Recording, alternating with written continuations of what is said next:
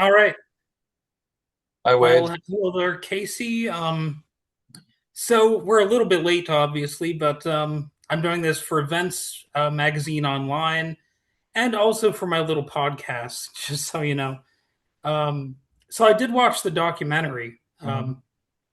And what first made you interested in America's search for a nuclear waste repository as a topic? I'm glad you put it that way because it's almost the phrase itself that that made me interested. Yeah. The America's search for a nuclear waste repository. I mean, it's like, how is that not interesting? Um, but specifically, you know, I saw it that way after I came across some documents. I was researching Yucca Mountain, which was the site that was ultimately selected at the end of this process. Um, and in doing so, I came across some reports that the Department of Energy had produced on the other candidate sites. Um, and in seeing these, extensive environmental assessment reports produced by the Department of Energy in accordance with the Nuclear Waste Policy Act that sort of established this process of looking across the country and finding candidate sites and then evaluating candidate sites and then selecting which site would ultimately be chosen. Um, I found these reports and they were, 400, 500 pages long of just analytical text, maps, statistics, diagrams, everything except a human story.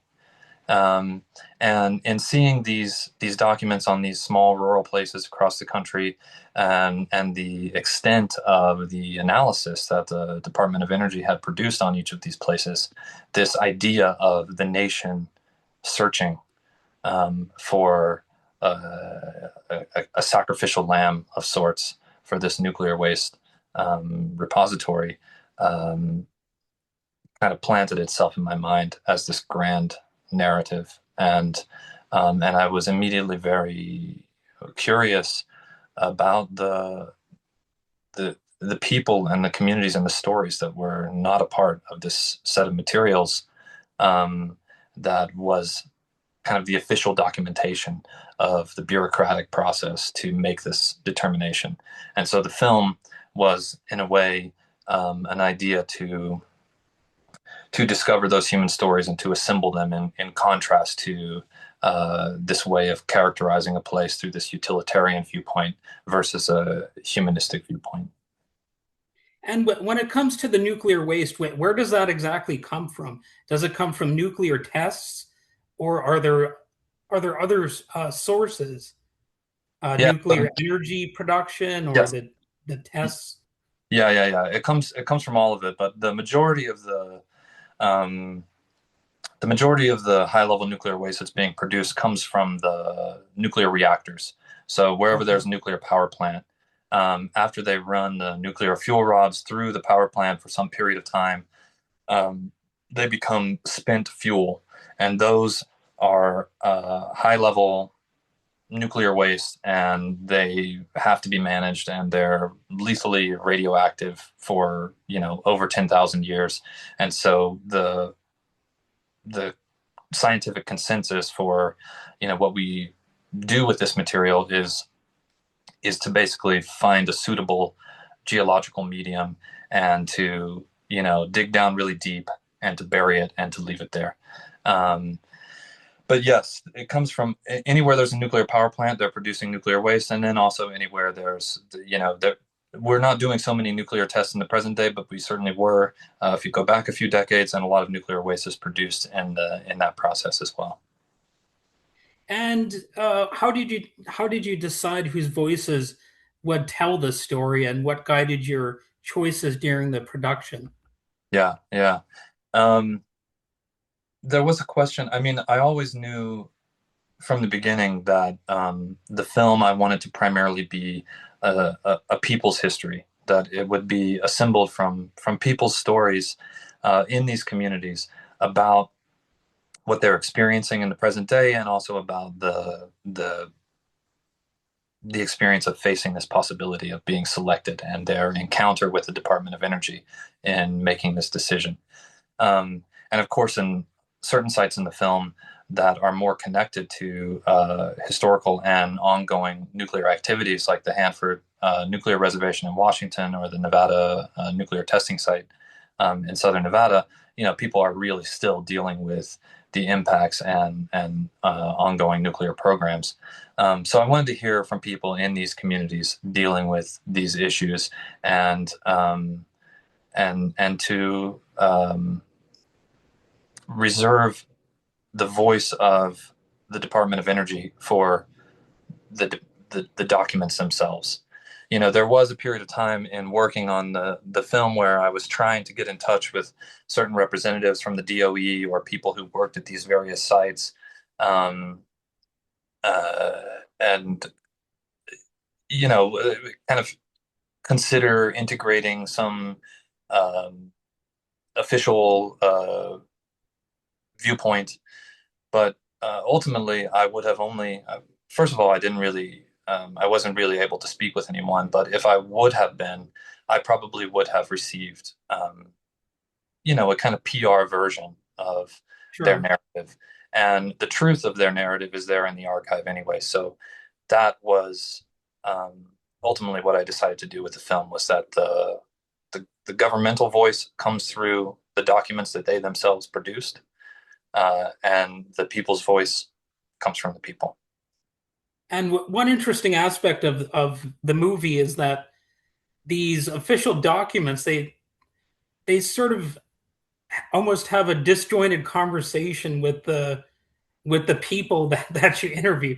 Like it creates a weird mood, a clash between like this um mundane language versus the reality of the people, like the I guess more down home and folksy Yeah, elements of the documentary versus the cold and calculating language that attempts to be like too neutral, I would say.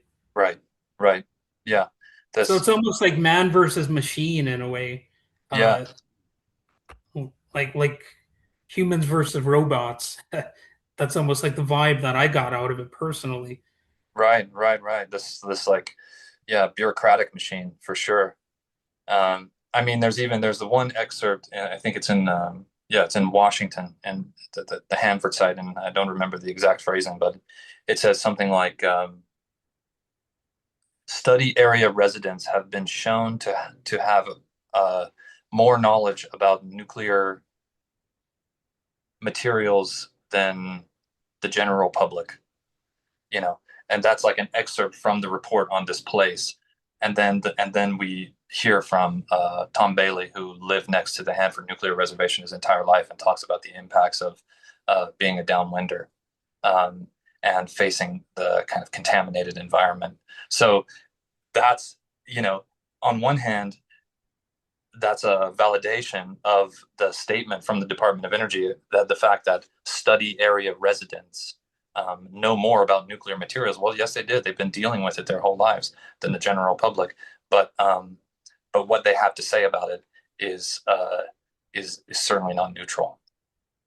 Well, one thing that's lost on some people is that when things like these happen, people are sort of made into activists. It's not necessarily a role everybody was born to play. They feel like they have to speak out against something, and I think this documentary really emphasizes that quite a bit. Yeah, yeah, that's right. Yeah, and you kind of see, and you get to gain a kind of uncommon solidarity between like the activists who are really, activists to their core, with other folks in other communities who are forced into being an activist out of necessity. So, like, later on in the film in Nevada, there's a sequence where I'm kind of joining a group of peace activists who are marching down the highway, actually over the course of 6 days from Las Vegas to the gates of the Nevada test site. And they do this every year as a matter of conscience. Um, and they approach the test site and they submit themselves to be arrested. Um, and these are hardcore, lifelong activists. But in the film, we sort of feel them in connection with and in solidarity with, the farmers in Texas who would never have been activists were they not sort of forced into defending their communities against this unwanted intrusion. And what surprised you about the histories of these different candidate sites that you covered in the documentary? Were there any surprising insights, I guess? I think there's so much that I learned about each of these places. It's, because there's so much to learn, and I was really in a process of uh, continuously researching both through reading, through the archive, and through these conversations with people in each of these communities. Um, all kinds of little surprises here and there. But I think the the thing that really sticks with me is just this um, sense of resilience and tenacity and and fortitude, that comes out of each of these places.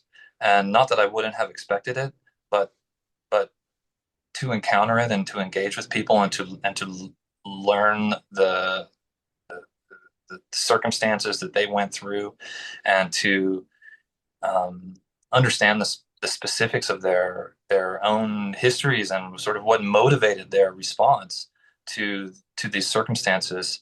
Um, it just it creates a very deep respect for the strength um, that they all um, channeled, And as they fought this. nowadays, this seems to tie in a little bit with the AI data center issue because even people who sometimes use AI, they're not necessarily villains, but uh, I mean, what we're ultimately contributing to environmental problems because these AI data centers are so they're bad for the environment. So, what would you say about the "not in my backyard" aspect of this? That whole thing. Yeah, I think the phrase "not in my backyard" is usually used as an effort to try and dismiss people's concerns. Sure. Um, and there's a conversation to be had about, okay, well, if we have to deal with something, it's got to go somewhere. We've got to deal with it. Uh, we can't just have everyone dismiss it and say, not in my backyard. But that's a reductive characterization of the situation. These are people, expressing their, you know, demanding a certain responsibility to their dignity, demanding a certain transparency about the process, demanding a certain standard of democratic engagement, so that something isn't just shoved down their throat because they Sure. have less political power or less economic power. So I think the lesson here is not so much to talk about this not in my backyard point of view, but instead to think about um, the civic circumstances that we have to engender in order to deal with these issues, and that involves like consent, transparency, um, democracy, uh, and not attempts to subvert all of these processes in the name of expediency or profit. And what sort of updates have there been when it comes to this nuclear waste disposal? Have there been any new um, news stories about any of this? Yeah, it's for the longest time it was kind of just sitting dormant. I mean, the film sort of concludes by telling you that the Yucca Mountain site eventually was abandoned, or the Yucca Mountain project. Um, was abandoned and never became operational, and for many good reasons, that's the case. Um, and It had been this debate inside the nuclear industry as to what's going to happen with this nuclear waste, because this is a real thorn in the side of the nuclear industry. If they're, for advocates of nuclear power, um, if they're going to continue producing nuclear waste, there has to be some sort of solution for dealing with nuclear waste. So it's been this kind of quiet debate. What's happening with it? What's happening with it? Some people say, oh, it should go at Yucca Mountain. Other people say, um, no, Yucca Mountain has been totally disproven as like a valid site for this. Um, and now what we're seeing, actually, just as of this year, the federal government has put out a call for proposals to states, um, for what they're referring to as next generation nuclear innovation campus, I think is the phrase. And and Catchy what they're title. Catchy title. yeah, I know exactly, right. And what they're hoping to do is to develop the next generation of nuclear technology, also in some cases co-locate data centers, and also in those same campuses, um, site geologic storage um, repositories. And so several states, there are 5 states, and I should have looked. This is just very recently developing. There are 5 states who have kind of answered this call, and the federal government has sort of listed them as their finalists for potentially hosting um, these next generation nuclear innovation campuses. Um, and they include Tennessee, Utah, Oklahoma, um, and there are 2 others I'm forgetting right now. That's okay. Yeah. So I've got like one last. It's almost more of a comment. Like with the environmental crises going on, I think more people will become activists about a whole bunch of different issues. Like I also thought about the tsunami that happened in Japan back in 2011, which triggered a nuclear uh, disaster there. Hmm. And like recently, where I live in the Upper Peninsula of Michigan, I have to name drop where I live, but we were dealing with some of the most toxic air on the planet because of the forest fires in Canada. It was like the rating was up in like near the 1,000 mark on that scale. So I think documentaries like this are probably going to end up flourishing, whether people watch them or not. So because the environmental crises are just going to be escalating. What are Right. your thoughts on that? Well, they definitely are escalating, and I only hope that people um, you know tune in and pay attention to this kind of media. It's difficult because there's a lot of saturation. We're all inundated with information. Our attention spans are all constantly depleted by, social media, this constant flood of barrage of fragments of information about all these crises. But there's a lot that can be learned from a longer and Sure. more artistic engagement, and I hope that people are willing to yeah to watch and enjoy and learn from this type of film. All right. Well, thanks for your time. That's all. That's all the time I've got. So I'll talk to you maybe some other time when the next documentary is out. Sounds good. Thanks so much.